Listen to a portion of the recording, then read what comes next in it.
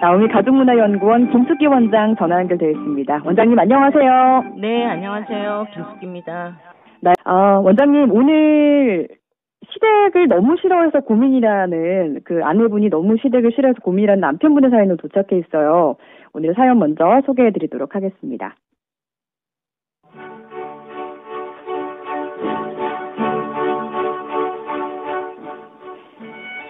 여자들이 시댁을 싫어한다는 건 알고 있었지만 저희 와이프는 그 정도가 좀 심한 것 같습니다. 시댁 이름 내용이 뭐가 됐든 간에 이야기만 나와도 인상부터 쓰고요.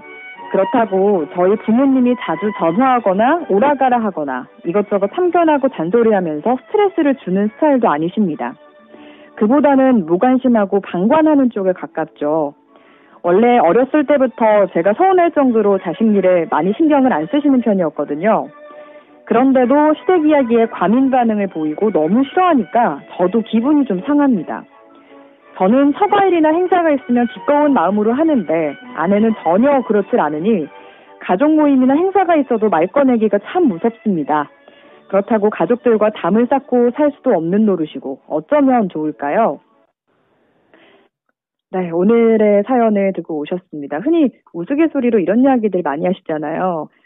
여자들은 결혼하면 시금치도 안 먹는다. 그래서 시댁에 좀 민감한 부분이 있긴 한데요. 오늘 사연을 주신 분의 경우, 아내분의 경우는 정도가 좀 심한 것이 아닌가 싶습니다. 원장님 어떻게 들으셨습니까? 남편의 입장에서 이제 정도가 심하다 이렇게 생각하는 거고요. 네. 이유가 있겠죠. 남편이 모르거나 아니면 또 대수롭지 않다고 생각해서 지나쳤던 것이거나 네. 아니면 남편이 들어서 이해할 수 없는 것이라 할지라도 아내 입장에서 이제 이유가 있을 거예요. 네. 그리고 이제 여자들이 시댁을 다 싫어한다라고 알고 있는데 사실은 다 싫어하진 않거든요. 맞아요. 네. 그리고 사이도 좋으신 분들 많아요. 그럼요. 네. 그리고 처음부터 그러진 않았을 거다라는 생각을 저는 하거든요. 네. 어떤 중간에 어떤 상황이 있었거나 아니면 어떤 사건이 있었거나 아니면 아내한테 왜 그러는지에 대한 부분을 좀 들어봐야 될 것 같아요. 이런 경우에는. 그렇습니다. 그래서 아내 입장에서도 좀 생각을 해보고 또 잘 모르면 왜 그러는지 물어봐야 돼요. 처음부터 그러진 않았을 거고 그 다음에 네. 이분은 처가일이나 행사에 아주 열심히 이제 참여하신다 그랬잖아요. 네. 그러면 아내 입장에서는 이제 그게 이제 또 고맙게 느껴지는 건데 어떻게 보면 지금 이 상황이 그래서 우선은 과민 반응을 보인다라는 게 어떤 건지 그리고 결혼 몇 년 차신지 뭐 이런 내용들이 없기 때문에 네네. 우선은 아내 이야기를 좀 들어보고 싶다라는 생각이 좀 들긴 하네요. 네. 아내분의 입장이 너무 궁금한데요.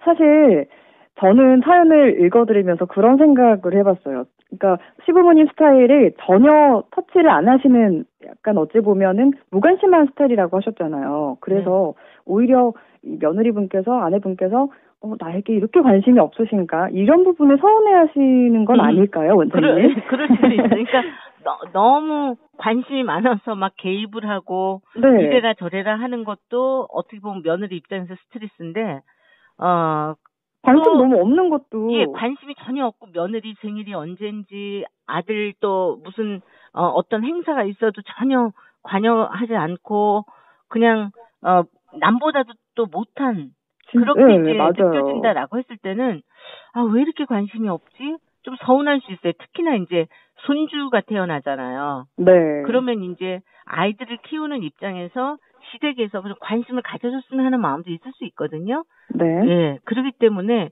글쎄 이 상황은 그래서 남편 입장에서만 생각해 보게 되진 않네요. 네. 맞습니다.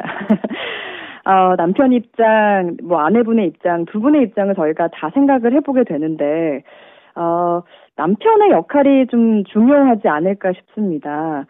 고부 갈등이 있을 때나 시댁과의 어떤 문제가 있을 때는 항상 중재자의 역할이 중요하잖아요. 어떤 조언을 해줄 수 있을까요? 중요하죠. 그런데 이제 지금 이분 같은 경우 도저히 내 입장에선 특별히 고부 갈등도 없는데 무조건 싫어한다라고 했을 때는 아내 눈치 보지 말고 정식으로 대화를 요청해서 문제 제기를 좀 해야 되고요. 네. 그리고 나는 이런 부분이 너무 힘들다. 그래서 방송에 사연까지 보낼 정도로 고민이었다라고 고백 좀 해주시고요. 그래야지 아내도 알 수 있고 또 지금까지 이렇게 살았으니까 그래도 되는 줄 알고 사는 사람들이 대한민국에 너무 많거든요. 네. 배우자는 참고 참다가 속으로 골마 터진 것을 모르고 그냥 다 그렇게 살아. 그냥 지금까지 사는 것처럼 살아. 뭐 이렇게 할 수도 있어요. 그래서 네, 저는 함께 문제를 해결할 수 있도록 상대방한테도 꼭 기회를 주셔야 된다라는 거 말씀드리고요. 네. 남편의 이제 여기에서 역할은 첫 번째 배우자가 최우선순위라고 하는 거에 대한 믿음을 갖게 해달라는 거.